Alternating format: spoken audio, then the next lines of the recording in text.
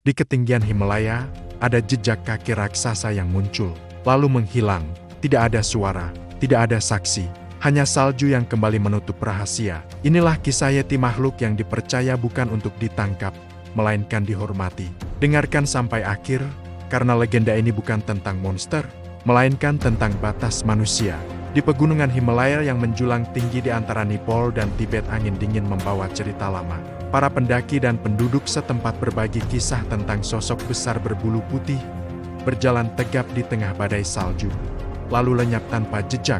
Mereka menyebutnya Yeti. Bagi orang luar, Yeti adalah teka-teki. Bagi masyarakat pegunungan, ia adalah penjaga. Mereka percaya Yeti hidup di wilayah yang tidak boleh dilanggar manusia, tempat suci yang menjaga keseimbangan alam.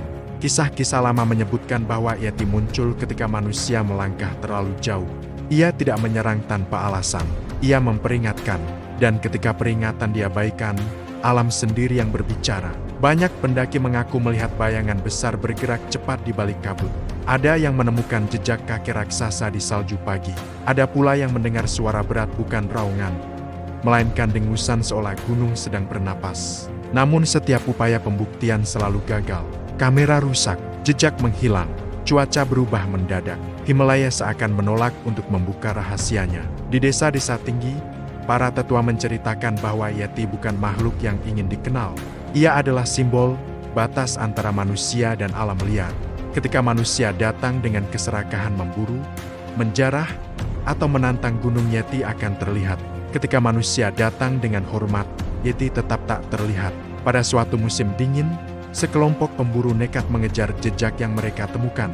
Semakin tinggi mereka mendaki, badai semakin ganas. Kompas tak berfungsi, langkah-langkah terasa berat.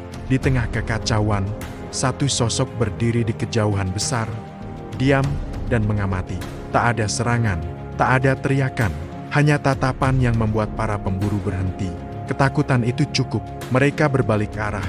Keesokan paginya, jejak itu tertutup salju. Sosok itu menghilang.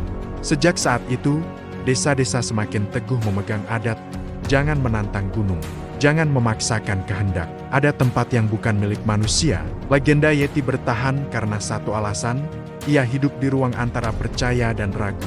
Ia tidak menuntut pembuktian. Ia mengingatkan bahwa tidak semua misteri perlu dijelaskan, sebagian perlu dihormati.